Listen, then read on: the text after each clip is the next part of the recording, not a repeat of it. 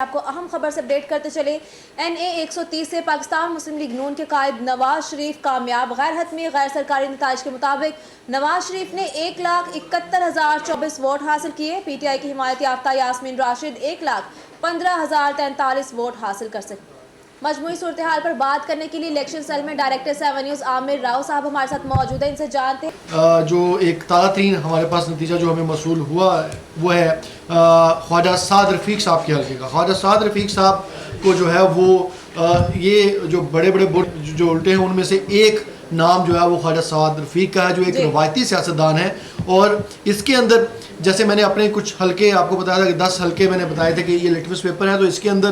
جو پہلا حلقہ تھا وہ NA 130 تھا, میاں محمد نواز شریف اور یاسمین راشد صاحبہ جہاں پہ مد مقابل تھی. تو ان کا جو نیریٹو تھا اس سے آپ کی گیج ہونا تھا کہ پاکستان پیپلز پارٹی, پاکستان تحریک انصاف اور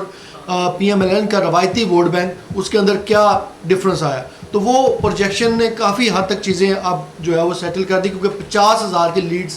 کے ساتھ میاں محمد نواز شریف وہاں سے جیتے ہیں. تو 50,000 کی لیڈ سے وہاں سے جیتنا بھی مسلم لیگ نون کی بہت بڑی کامیابی نہیں ہے, کیونکہ وہ ایک مسلم لیگ نون کا جو ہے وہ روایتی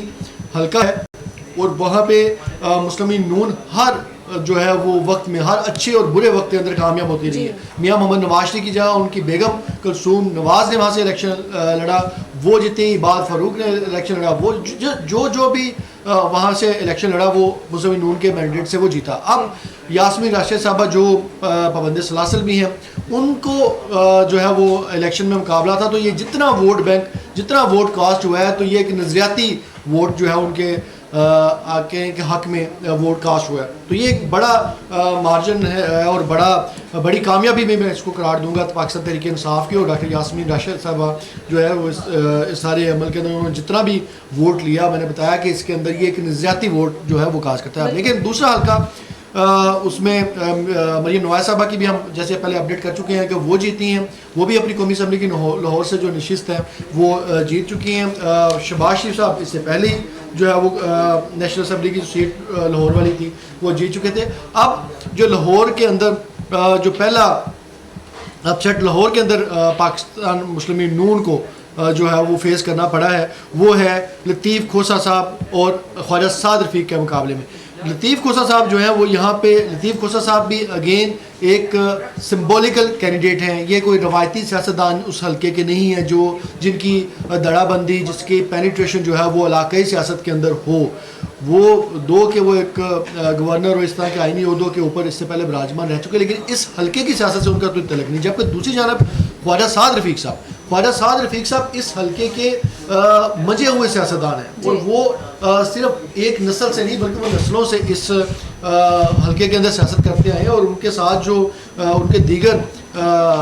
صوبائی اسمبلی کے کینڈیڈیٹ ہیں یاسین سہل صاحب اور دوسرے لوگ جو وہ بھی روایتی سیاستدان, ان کا اپنا ایک دڑے گا ووٹ ہے, اپنا ایک روایتی ووٹ ہے. لیکن اس کے باوجود بھی یہاں سے سعد رفیق صاحب جو ہے